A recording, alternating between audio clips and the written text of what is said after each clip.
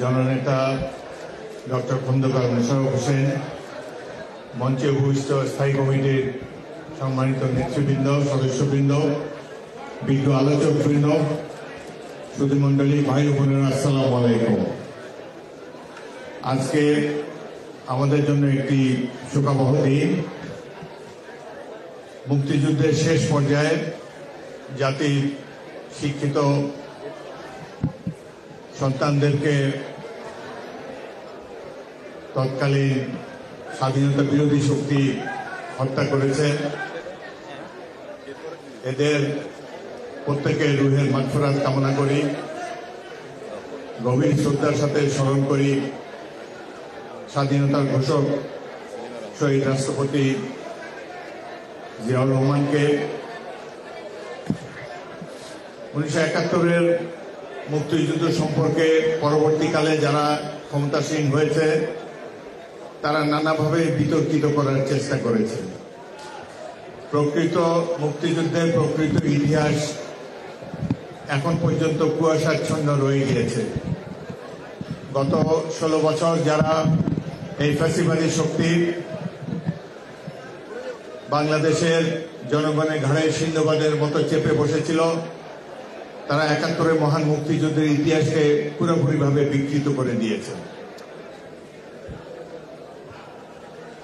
জনগণকে ধারণা দেওয়া হয়েছে যে 71-এর মহান মুক্তিযুদ্ধ ছিল একটি রাজনৈতিক দলের যুদ্ধ, তারাই যুদ্ধ করেছে, বাকিদের তেমন কোনো অবদান নেই। প্রকৃতপক্ষে মহান মুক্তিযুদ্ধ ছিল সাধারণ মানুষের যুদ্ধ, পিপলস ওয়ার। এই যুদ্ধে সকল পেশার মানুষ, ছাত্র, যুবক, সৈনিক, শিক্ষক, প্রতিটি সামাজিক জীবনের প্রতিটি স্তরের সাধারণ মানুষ এই সংগ্রামে অংশগ্রহণ করেছে, জীবন বন্ধ করে লড়াই করেছে এবং অবশেষে স্বাধীনতা অর্জন করতে সক্ষম হয়েছে। যে বুদ্ধিজীবীদের স্মরণ করার জন্য আমরা উপস্থিত হয়েছি তারা ছিল দেশমাতৃকার অত্যন্ত দেশপ্রেমিক সন্তান। বিশ্ববিদ্যালয়ে যারা শিক্ষক ছিলেন, আমি এদের অনেকের ছাত্র ছিলাম। মোফাজ্জল আজাদ চৌধুরী, গিয়াসউদ্দিন স্যার এবং আরো অনেকের সাথে যারা মুনীর চৌধুরী, এদের সাথে ব্যক্তিগতভাবে পরিচিত ছিলাম। মুগ্ধ হয়ে ক্লাসে তাদের লেকচার শুনতাম। স্বাধীনতা যুদ্ধের শেষ পর্যায়ে যখন পরাজয় অবধারিত, তখন এই সূর্য সন্তানদেরকে হত্যা করেছে এই আর্মাদ বাহিনী। এটি আমাদের জন্য একটি দুঃখবহ ঘটনা।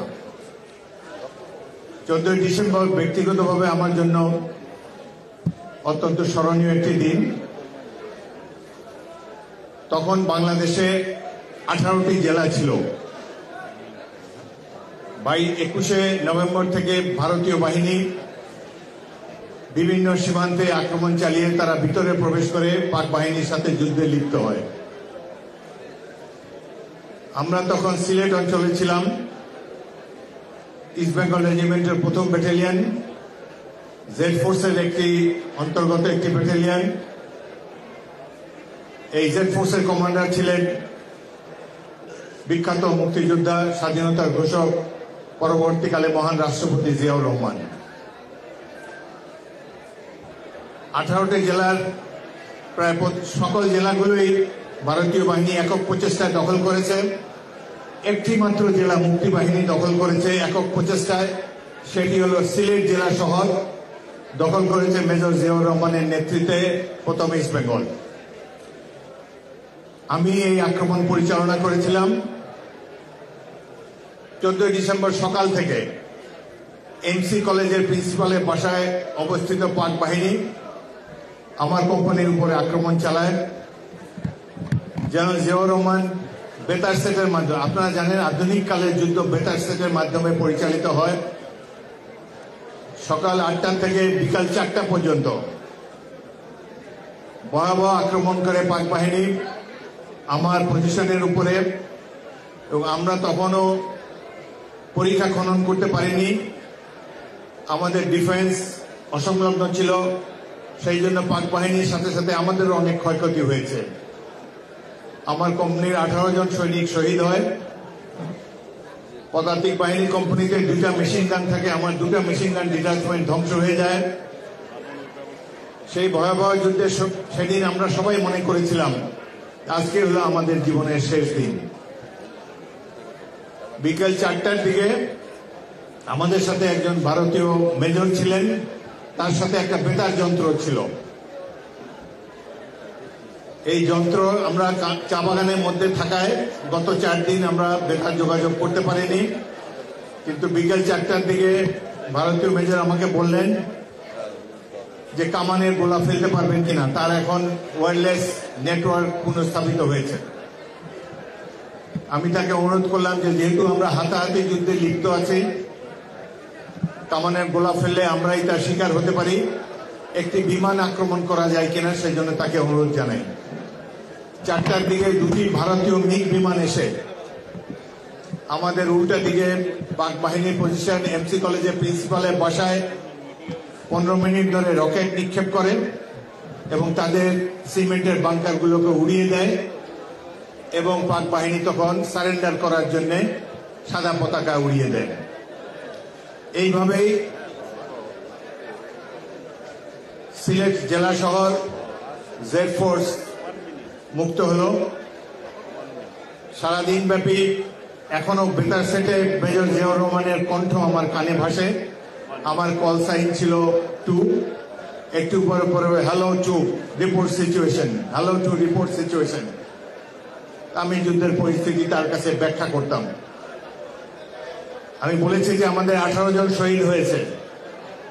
তিনি বলেন যে এটাই হয়তো আমাদের শেষ লড়াই, বিজয়ের দ্বার প্রান্তে আমরা উপস্থিত হয়েছি, সুতরাং জীবন বিপন্ন করে হলো, জীবন দিয়ে হলো বাংলাদেশের স্বাধীনতা আমাদেরকে অর্জন করতে হবে।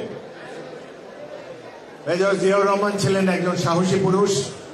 তিনি কেবলমাত্র স্বাধীনতা ঘোষণা করেই নিরস্ত হননি।